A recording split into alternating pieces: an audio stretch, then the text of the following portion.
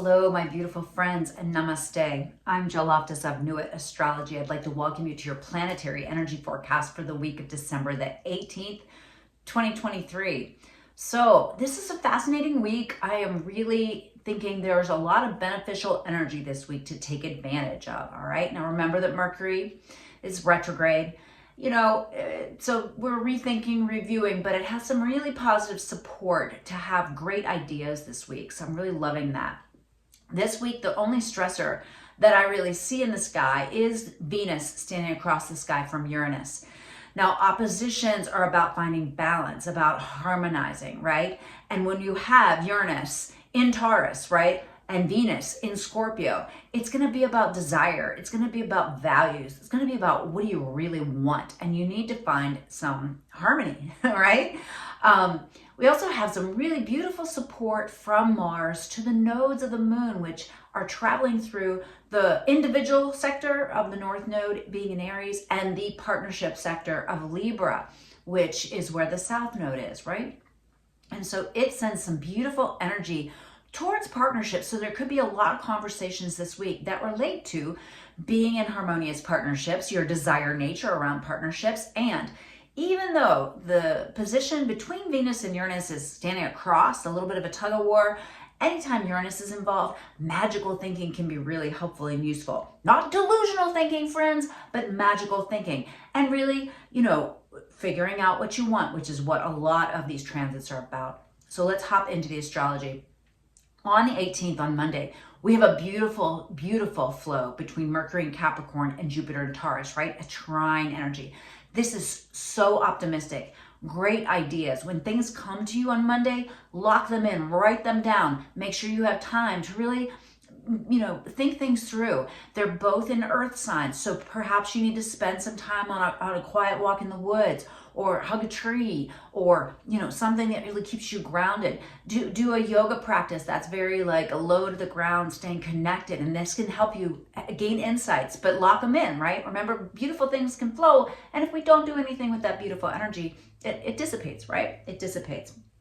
Pisces moon is really active on that day as well. So there could be some interesting intuitive hits that blend beautifully with that grounded nature of the connection between the mind and the sign of expansion.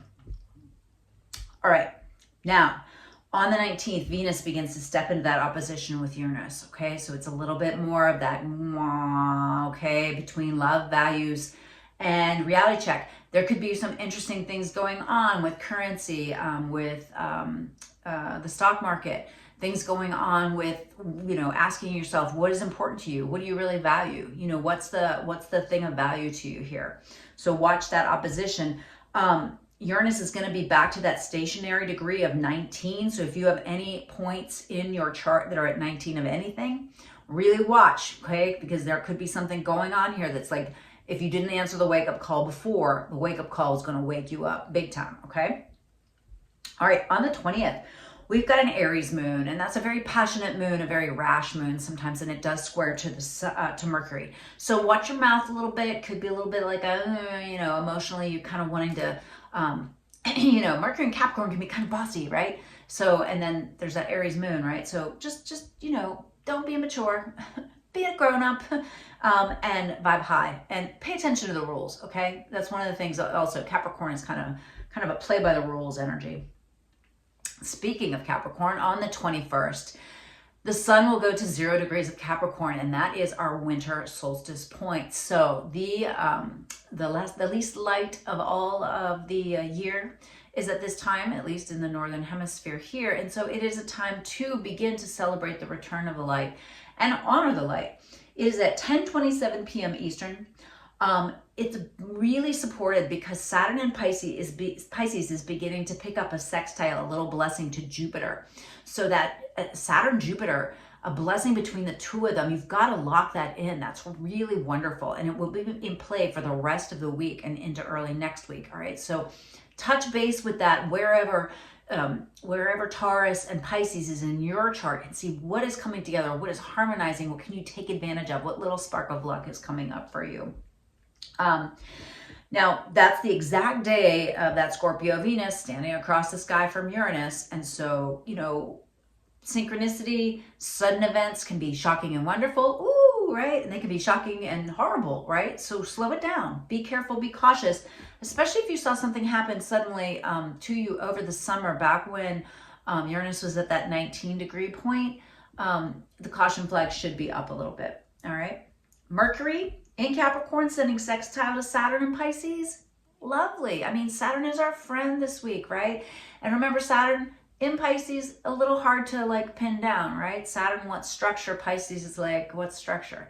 So stay inspired, but go ahead and do the work that needs to be done in that Pisces area of life, because Saturn requires work.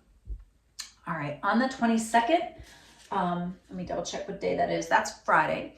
22nd, we've got Mars and Sagittarius beginning to send that beautiful energy to the North Node and South Node, okay? And the same day, Mercury is going to back up into what we call Cazimi. The sun is going to swallow Mercury. Now, Mercury is picking up some really nice energy from Jupiter and Saturn earlier in the week. And so I feel like this is going to be a little bit of a kind of a sudden moment. It could feel very Mercury retrograde, but then all of a sudden a brilliant idea could come to you. And it could be something that came back up before, that it's like being reinforced. The universe is delivering the message again. So take note of the message, because remember, because it touched it before and now it's backing up to touch it again, okay? On the 23rd, Mercury will shift back into the sign of Sagittarius. And so we're looking at the lessons, reviewing the period of late November. Some things are coming back up again, conversations we need to have, things we need to rethink, redo, repair in the Sagittarius area of life and in late Capricorn. And then finally, we finish up on the 24th with the sun in Sagittarius in a precise sextile to Saturn in Pisces. This is absolutely beautiful. This is a fantastic kind of energy. If you have any spiritual traditions related to Christmas or any other pagan celebrations, or the things that you celebrate, the winter holidays of any type, I'm really loving this connection between the sun and Saturn. It's very inspired. You know, it's very broad-minded. It's very like merge the philosophical, I'm inventing a word, the philosophical with the spiritual. So it's a really, really lovely energy. Venus finally gets away from Uranus, so there might be a little less erratic energy. But I will say, first thing in the morning on the 24th, we do have a Gemini moon square to Saturn. So people might be a little cranky early in the morning on the 24th. So if you're gonna like plan a family event or something, push it to the afternoon. That would be much more harmonious astrology for gatherings. All right, well, let's check out what the tarot has to say. I wish you the most marvelous week, and I'll see you in the tarot portion of the reading. Hello, my beautiful friends. Namaste. Let's hop into the Isis Lotus Tarot spread for the week of December the 18th, 2023. See what we can do about the energies. Two different ways to work with things.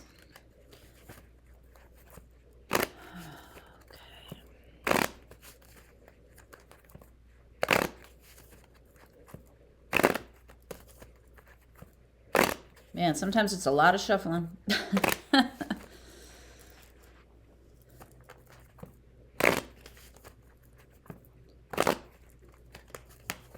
I literally hear keep going in my head. And then I hear now. All right. First card is the past, and it's the star. So in the past, we're trying to put the pieces together. You know, things maybe didn't work out as it was expected. Something fell apart, but you're in the process of healing. So that's part of the background story. And then there's you, 10 of Wands, making it harder. It's not hard to make it harder, friends. I really do get it. But this indicates there could be ways to delegate, maybe work smarter instead of just harder. And then there's the environment, the devil, groovy. No, seriously, there's just a lot going on. There's people around you who have a lot of emotionality. There's a lot of difficult emotions this time of year, frankly. I feel like everybody I know comes down either firmly on the, wow, isn't it wonderful that it's the holidays? And on the other side, wow, I hate the holidays. So there just could be a lot of emotionality that you're steeped in, so keep that in mind. All right, as these things come together, Wheel of Fortune, karmic stuff happening, decisions that need to be made. The seeds that were planted before are now being harvested. And the key card is Five of Wands, five, six. I think it's Six of Wands. Wrong. Seven of Wands, boundaries. All right, so you need to put up good fences, make good neighbors kind of thing. You need to create space for yourself so that you can have a positive experience this week. So don't worry so much about what's going on with them. Focus on you. And one way to deal with that is, here's the Hermit. Pull back, meditate, be a little bit more spiritual. On the other side, you might need to do some editing, which will create some new beginnings. So Ace of Swords energy, very intellectual energy, air energy. All right, the near future key card, the Nine of Wands, which indicates, yes, you are moving in the right direction. All right, you really are. So have the confidence to feel that you are moving in the right direction. What you have to watch out on the Hermit side is this Five of Swords energy, which is being too hyper-focused on one specific outcome and not really looking at the situation in a holistic manner. So look around, scan your perimeter, make sure you're not hyper-focused on one outcome that might be worse in the big picture. On the other side, with the Ace of Swords, we have the Knight of Swords. So once you initiate the idea, the Knight of Swords says, hey, you need to move forward with it. You must take wise, measured actions. Again, intellectual. On the Hermit side, we've also got the Emperor. So this is great. This is really showing you moving towards the things that you want, taking charge and creating the life that you want. On the Ace of Swords side, Four of Cups says, watch that you're not just making assumptions though, right? A lot of times when we're working with a purely intellectual ideal or idea, we can just assume things. So this says no. Don't just assume things. Look for facts. Be really, like I said, intellectual about it. Approach it like a Virgo. All right. And then our two possible progressions or outcomes on the Hermit side. Looks like some worry or concern. All right. So definitely maybe some sleepless nights about these decisions that you're making, maybe even the boundaries that you're setting.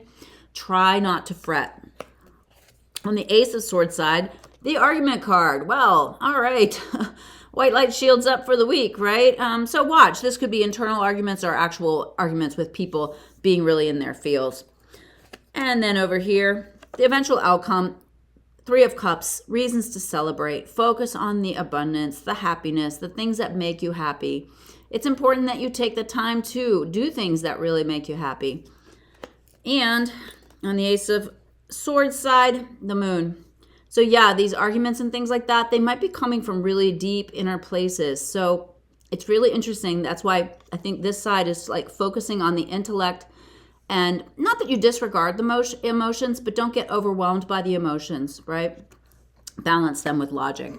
So two different distinct ways to deal with the energy. I feel like this one is more mental energy, and this one is more like pulling back and really trying to like big picture yourself, figure out what it is that you really want. Notice what you're feeding with your mind, right? Energy follows focus. And so if you're sending energy towards the things you don't want, you're actually energizing them. All right. And I think for anybody during the holidays, it's important to have good boundaries, right? We can be caught up in everybody else's expectations and then never, ever enjoy the things that are meaningful to us. All right, my beautiful friends, I hope you have a wonderful week. Bye.